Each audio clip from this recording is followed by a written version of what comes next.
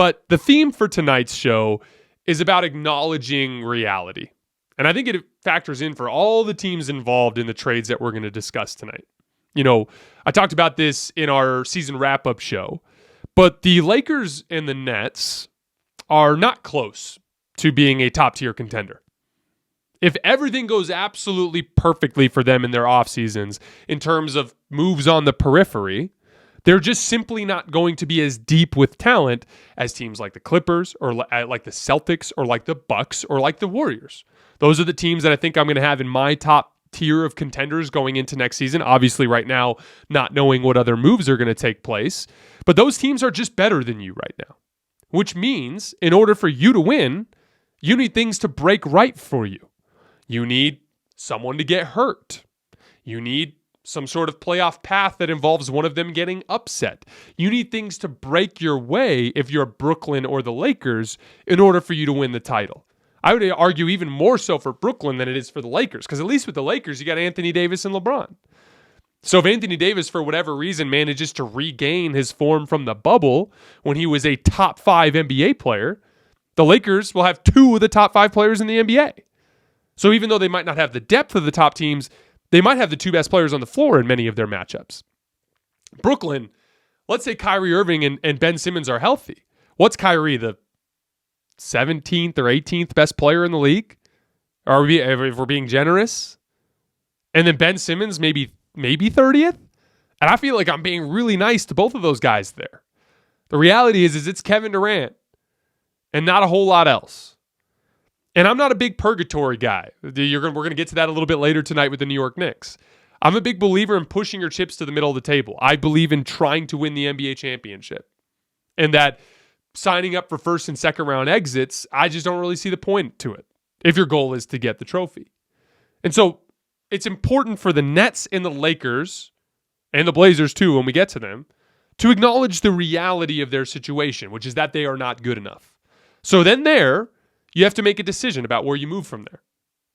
Acknowledging it is the first step. It's like Russell Westbrook. There's a reason why he never became a great shooter, never became a great defensive player, never became a great finisher. It's because up here he thinks he's great at those things, even though he's not.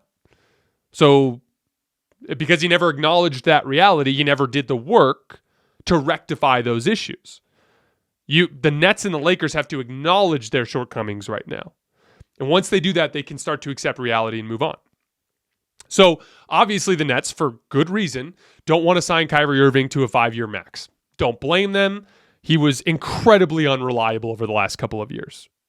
You know, this is what happens when you go into business with your friends. Instead of going into business with the guys that are actually the best people to go into business with, you end up with a guy who's a very good friend of yours who's a flake. And that's what happened to KD with this Kyrie Irving partnership. But if they're going to let him go, Kyrie Irving is absolutely willing to leave. Kyrie Irving has a massive ego, a big enough ego after everything that happened over the last couple of years to say things like, this is a great partnership I've got going on with Joe and with KD, and we're going to build this thing together. Actually, no, that's not how anybody else saw it except for you, because you didn't have the self-awareness to understand that you did a lot of self-sabotage to that team. But there's a reason why they want him to go, and he's absolutely willing to leave. So if he leaves, now you're even more behind the 8 ball in terms of talent with Kevin Durant. So absolutely he should request a trade, and that got reported today, that KD would be contemplating his future with the team should they not come to terms with Kyrie Irving. So at this point, if you're the Nets and you acknowledge the simple reality that KD and Kyrie are not enough, even with Ben Simmons, and that Kyrie is in all likelihood either going to have to be overpaid or walk, then this is over. This championship window you had is over. Looking at the Lakers, it's not over, but it looks dire. And so I see an interesting partnership there. Now, this is a trade idea that I got earlier today, and it's an extreme long shot, but I actually think it makes sense for both teams. For starters, it's incredibly uncommon to be able to actually get a star player in return for a star in a trade. It's usually a very flawed star. A guy like Ben Simmons, who's got obviously mental health concerns, he's got physical health concerns, and he's got, I don't know what to do with the basketball in my hands on offense in the playoffs concerns, right? He's got all three of those issues. That's why he was the guy you got in return for James Harden. Almost every NBA superstar trade resorts to lots of draft picks, lots of young players, or flawed big contracts that can operate as salary filler, right? Well, the Lakers had the opportunity to actually offer a legitimate star in return. And this is where it's going to get a little crazy, but I want you guys to hear me out. Because the Lakers got to acknowledge reality too. Their reality is that Anthony Davis is not a guy that you want to use as a franchise cornerstone. There are some people that have been very defensive of Anthony Davis and point out things like the injuries. And don't get me wrong, he's had a bad luck stretch with injuries over the last couple of years. But it's not all, bad luck injuries like landing on a guy's foot, like what happened to him towards the end of the season. It's a lot of like his groin failed him. It's a lot of like his Achilles failed him. His wrist failed him. He falls down a lot. For whatever reason, he's obsessed with just anytime any sort of contact comes near him, he's going to go down to the ground. It's a lot of he put on a lot of extra weight, so he's nowhere near as quick. He doesn't have the durability. He doesn't have the stamina that he used to have. He's not the same type of athlete that he was in 2020. And there's lots of intel from not just from LeBron, but from anybody who's been paying attention, that he comes into camp out of shape. He goes several months over the summer not doing anything. Which I understand, not every person is so obsessed with basketball that they play every day of their lives. But it's not exactly, it's one thing if you're taking a couple of months off from April to June, but then you come into camp in shape. That April to June not doing anything thing starts to be a little bit concerning when you've come into camp 2 years in a row out of shape. For a franchise cornerstone, you want a guy who absolutely is in love with the game of basketball, that doesn't want distance from it. You want a guy that consistently takes his job so seriously that if he ever doesn't reach his personal ceiling, it's because of things outside of his control. No one would blame him for stepping on a guy's foot and spraining his ankle if he came into camp in shape. No one would blame him for those things if he took the game more seriously, if it looked as though he was still as bought in as he used to be when he was younger. And so I think LeBron knows it, and I think the Lakers know it. I don't know if they've actually come to terms with that, if it's just something that they know on the inside that they won't admit to themselves. But Anthony Davis is not the guy you want as your franchise cornerstone. And he's, as Colin has pointed out on his show several times, he's aging faster than he should. So what if for Brooklyn, you had the opportunity to get a real bona fide star in return for KD and Kyrie? If I was the Lakers, I would call up Brooklyn. I'd be like, you can have Anthony Davis. You can have Russell Westbrook. You can have the 2027 first round pick, the 2029 first round pick. We're recording this while the second round is still happening, but the Lakers have the 31st or 35th overall pick in the second round tonight, which effectively amounts to a late first round pick, probably going to be a good chance to be a quality basketball player. Throw that, whoever that player is, whoever that pick is, in as well. And you just say, we'll take back Kyrie and Kevin Durant. We take care of your Kyrie Irving problem. We take care of your Kevin Durant problem. You get a chance to rebuild. You want to use Russ to sell tickets? Great. You want to send him home? That's great. You want to find a third team to do something else with him? That's great. But at least you get a foundational piece in Anthony Davis coming back, which is better than you're going to get from the vast majority of superstar trades out there. And you're getting 2 legit first-round picks and 1 pick that essentially amounts to a late first-round pick. It makes sense for the Lakers because Anthony Davis isn't your guy. LeBron's in his 20th season. You need to go the win-now approach. And you get off of Russell Westbrook. Makes sense for the Nets because you're not winning with KD without Kyrie, or with KD and Kyrie and Ben Simmons. You're just not going to get it done. Not in the East that's as deep as they are. Not with teams like Miami and Boston and Milwaukee in the conference. You're just not good enough. Accept reality. Understand it's time to reset. The Lakers are just not good enough. Understand reality. It's time to reset. It's one of those. It's an interesting partnership there. I don't know if it would end up being enough. Maybe you got to throw in a Kendrick Nunn. I'm not sure what all the little details surrounding that trade would look like. But the foundational structure of it would be Anthony Davis and Russ, plus whatever assets you can scrounge up, for Kevin Durant, the real piece coming back from Brooklyn, and Kyrie Irving, the guy that Brooklyn doesn't even really want to sign for the number he wants anyway.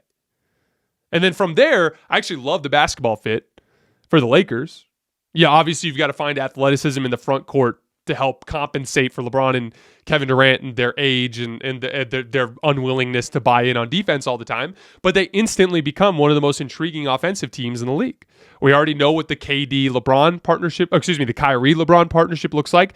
We already know what the Kyrie-KD partnership looks like. Very good offensive partnership.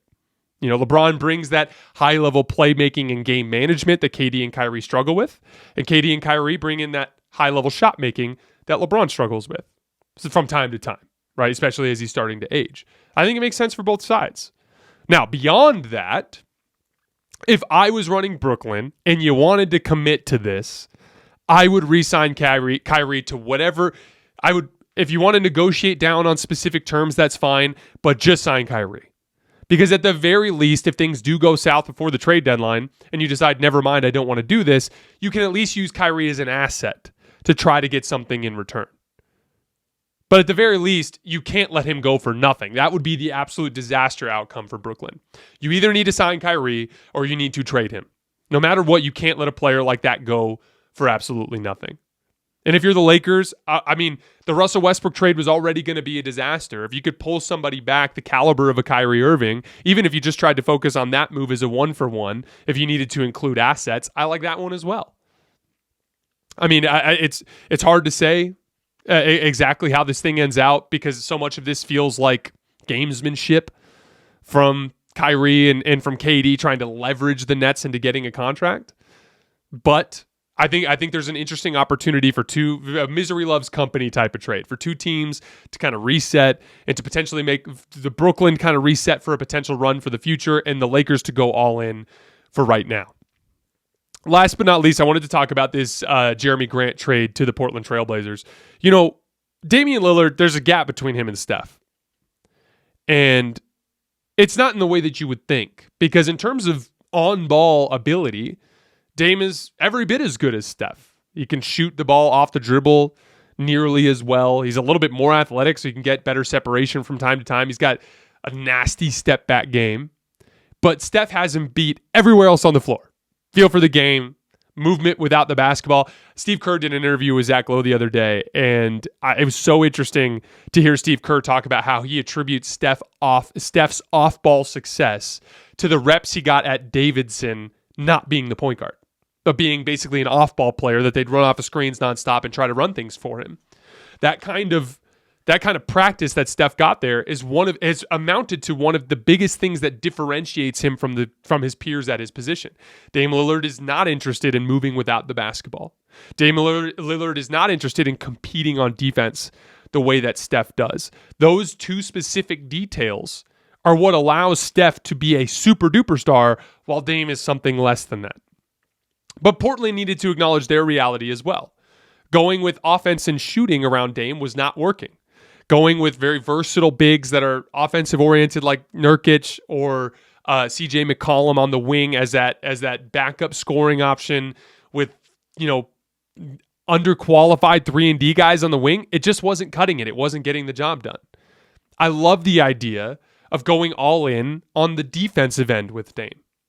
Going the route of trying to surround him with athletes. Trying to put him in there's some intel out there that they might be targeting OG Anunoby from the Raptors. I think that would be a fantastic move.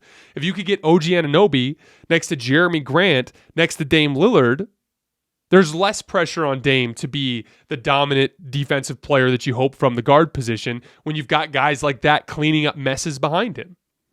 There was intel from last year when the Jerami Grant trade rumors were going around that he was going to want a bigger role, that he wanted a contract extension. This is that perfect opportunity. In the modern NBA, the number 2 gets lots of shots. So it makes sense for Jerami Grant to go into Portland and basically fill the CJ McCollum role as a guy who's going to get plenty of opportunity with the basketball in his hands to create. And Jerami Grant's a great defensive player that can clean up messes as a help defender and contain on the ball. They need one more move. They need to go after a guy like OG. And then from there, you need to fill it out with more role players. But I thought it was a really smart move from Portland. The way you were building was not working. It was time to try something different. And the idea of going with athleticism and defense around Dame, to me, is something they haven't successfully been able to put together yet. And it's a proven successful method in the NBA.